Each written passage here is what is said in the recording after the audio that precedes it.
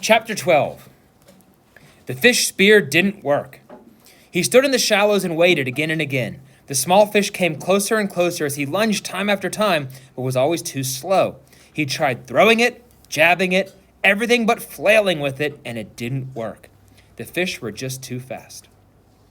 He had been so sure, so absolutely certain that it would work the night before. Sitting by the fire, he had taken the willow and carefully peeled the bark until he had a straight staff about 6 feet long and just under an inch thick at the base, the thickest end. Then propping up the hatchet in a crack in the rock wall, he had pulled the head of the spear against it, carving a thin piece off each time until the thick end tapered down to a needle point. Still not satisfied, he couldn't imagine hitting one of the fish with a single point. He carefully used the hatchet to split the point up the middle for 8 or 10 inches and jammed the piece of wood into the split to make a 2-pronged spear with the points about 2 inches apart. It was crude, but it looked effective and seemed to have a good balance, and when he stood outside the shelter and hefted the spear. He had worked on the fish spear until it had become more than just a tool. He spent hours and hours on it, and now it didn't work. He moved into the shallows and stood within. The fish came to him. Just as before, they swarmed around his legs, some of them almost 6 inches long, but no matter how he tried, they were just too fast. At first he tried throwing it, but that had no chance. As soon as he brought his arm back, well before he threw, the movement frightened them. Next he tried lunging at them, having the spear ready just above the water and thrusting with it. Finally, he actually put the spear in the water and waited till the fish were right in front of it, but still somehow he telegraphed his motion before his thrust, and they saw it and flashed away. He needed something to spring the spear forward, some way to make it move faster than the fish, some motive force. A string that snapped, or a bow and arrow. A thin long arrow with the point in the water and the bow pulled back so that all he had to do was release the arrow. Yes, that was it. He had to invent the bow and arrow, and he almost laughed as he moved out of the water and put his shoes on. The morning sun was getting hot, and he took his shirt off. Maybe that's how it really happened way back when. Some primitive man tried to spear fish, and it didn't work, and he invented the bow and arrow. Maybe it was always that way. Discoveries happened because they needed to happen. He had not eaten anything yet this morning, so he took a moment to dig up the eggs and eat one. Then he reburied them, banked the fire with a couple pieces of thicker wood, settled the hatchet on his belt, and took the spear in his right hand and set off up the lake to find wood to make a bow. He went without his shirt, but something about the wood smoke smell on him kept the insects from bothering him.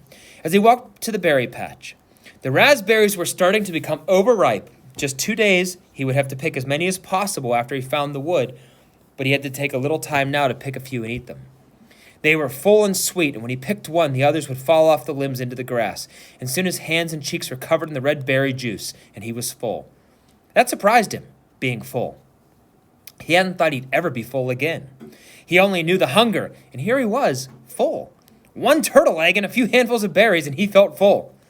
He looked down at his stomach and saw that it was still caved in. It didn't bulge out as it would have with 2 hamburgers and a slushie. It must have shrunk. There was still hunger there, but not like it was, not tearing at him. This was hunger that he knew would be there always, even when he had food. A hunger that made him look for things, see things. A hunger to make him hunt. He swung his eyes across the berries to make sure the bear wasn't there at his back, and then he moved down the lake. The spear went out before him automatically, moving the brush away from his face as he walked. And when he came to the water's edge, he swung left. Not sure what he was looking for, not knowing what wood would be best for a bow. He'd never made a bow, never shot a bow in his life, but it seemed to be along the lake near the water. He saw some young birch, and they were springy, but they lacked snap somehow, as did the willows. Not enough whip back. Halfway up the lake, just as he started to step over a log, he was absolutely terrified by an explosion under his feet. Something like a feathered bomb blew up in a flurry of leaves and thunder. It frightened him so badly that he fell back down, and then it was gone, leaving only an image in his mind. A bird, it had been, about the size of a very small chicken, only with a fan tail and stubby wings that slammed against his body and made a loud noise.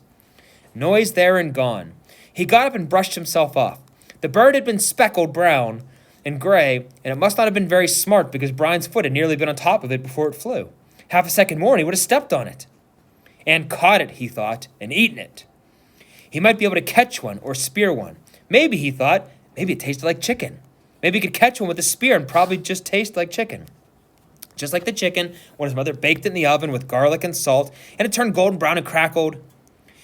He shook his head to drive the picture out and moved down to the shore. There was a tree with long branches that seemed straight, and when he pulled on one of them and let go, it had an almost vicious snap to it. He picked one of the limbs that seemed right and began chopping where the limb joined the tree.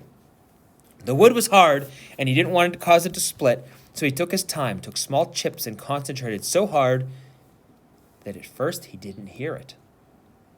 A persistent whine, like the insects, only more steady with an edge of a roar to it. And it was in his ears, and he chopped and cut and was thinking of a bow, and how he would make a bow, and how it would be when he shaped it with a hatchet, and still the sound did not cut through, until the limb was nearly off the tree, and the whine was inside his head, and he knew it then. A plane. It was a motor, far off, but it seemed to get louder. They were coming for him. He threw down the limb, his spear. Holding the hatchet, he started to run for camp. He had to get up the bluff and signal them, get fire and smoke up. He put all of his life into his legs, jumped logs and moved through brush like a light ghost, swiveling and running, his lungs filling and blowing, and now the sound was louder, coming in his direction. If not right at him, at least closer. He could see it all in his mind now, the picture, the way it would be. He would get the fire going, and the plane would see the smoke and circle once, then again, waggle its wings, and it would be a float plane, and it would land on the water and come across the lake, and the pilot would be amazed that he was alive after all these days. All this he saw as he ran from camp and fire.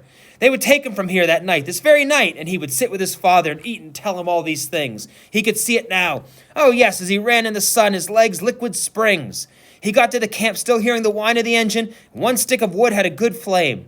He dove inside and grabbed the wood and ran around the edge of the ridge, scrambled up like a cat and blew, nearly had the flame feeding and growing, when the sound moved away.